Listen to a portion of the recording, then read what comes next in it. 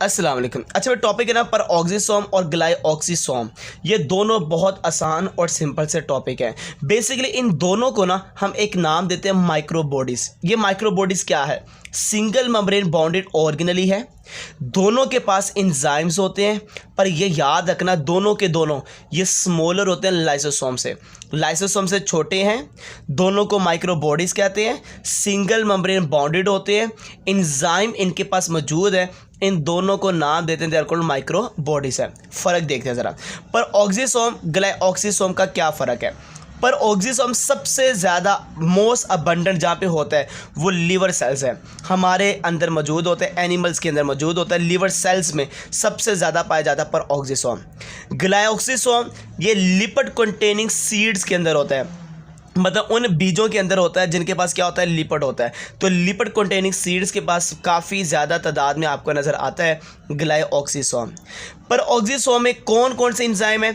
इसके पास oxidative enzymes हैं, जैसे पर oxidase, catalase, glycolic acid oxidase. ये सारे के सारे जो एंजाइम है ना, इन एंजाइम को कहते हैं ऑक्सीडेटिव एंजाइम। और ये ऑक्सीडेटिव एंजाइम बेटा किसके पास होते हैं? पर ऑक्सीसोम के पास।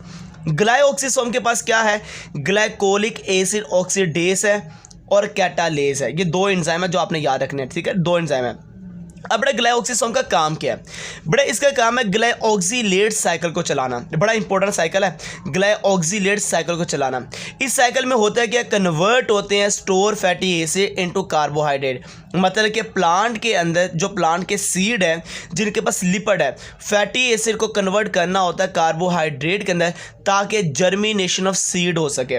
मतलब कि सीड को जर्मिनेट होने के लिए कार्बोहाइड्रेट चाहिए, पर वो कार्बोहाइड्रेट मेरे बच्चे कहाँ से आएगी? फैटी एसिड को कन्वर्ट करना पड़ेगा। अब फैटी एसिड को कन्वर्ट करने वाला कौन सा साइकिल होता है? ग्लाइऑक्सीलेट साइकिल है। अब ये साइकिल कौन चलाता है? ये बेटा ग्लाइऑक्सीसोम चलाता है। हमारी बॉडी के अंदर पर ऑक्सीसोम का बड़ा रोल है। इसका रोल होता है डीकम्पोजिशन, तोड़ना, और फॉर्मेशन करना हाइड्रोजन परऑक्साइड। हमारी बॉडी के अंदर हाइड्रोजन परऑक्साइड को बनाना और इसको तोड़ना सिर्फ एक ही चीज़ का काम है, और उसका नाम क्या? पर ऑक्सीसोम्स। अब आपने नाम याद रखने ज़रा, एंजाइम सुने ज़रा। कौन कौन से एंजाइम थे? पर oxidase, catalase, glycolic acid oxidase. ये तीन एंजाइम मैंने नाम बताए हैं। अब देखें काम सुने ज़रा। पर ऑक्सीडेज ये इन्वॉल्व होता है हमारी बॉडी के अंदर डिटॉक्सिफिकेशन करना। किसकी बेटा? अल्कोहल की, by oxidation of hydrogen peroxide. Hydrogen peroxide की मदद से ऑक्सीडेशन की जाती है अल्कोहल की, और अल्कोहल का जहरीलापन ख़त्म करता है, जिसका नाम पर ऑक्सीडेज है। और ये किसके पास होता है? पर ऑक्सीसोम के पास होता है। हमारी बॉडी के अंदर हाइड्रोजन परऑक्साइड ये खुद भी जहरीला है, इसको भी तोड़ दिया जाता है, ब्रेक डाउन कर दिया जाता है पानी के अंदर और ऑक्सीजन के अंदर। ये बेटा इसको तोड़ने वाला कौन होता है? कैटालेज। ये वाला एंजाइम भी किसके पास है? पर ऑक्सीसोम के पास है। मतलब कि हाइड्रोजन परऑक्साइड को तोड़ना, ब्रेक डाउन कर देना वाटर और ऑक्सीजन के अंदर, ये कैटालेज का काम है। और ये किसके पास होता है? पर ऑक्सीसोम के पास होता है। इसी तरह एक एंजाइम है जिसका नाम है ग्लाइकोलिक एसिड ऑक्सीडेज। जैसे ग्लाइसिल का बनाना किससे बनाना है? ग्लाइकोलेट से।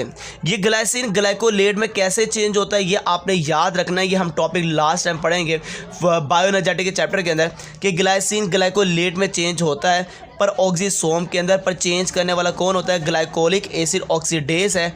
और ये उस वक्त चेंज करना होता है जब प्लांट के अंदर फोटो रेस्पिरेशन हो रही होती है। तो फोटो रेस्पिरेशन के दौरान ग्लाइसिन का बनना ग्लाइकोलेट से, पर ऑक्सीसोम के अंदर जिस एंजाइम का काम है उसका नाम क्या है? ग्लाइकोलिक एसिड ऑक्सीडेज है।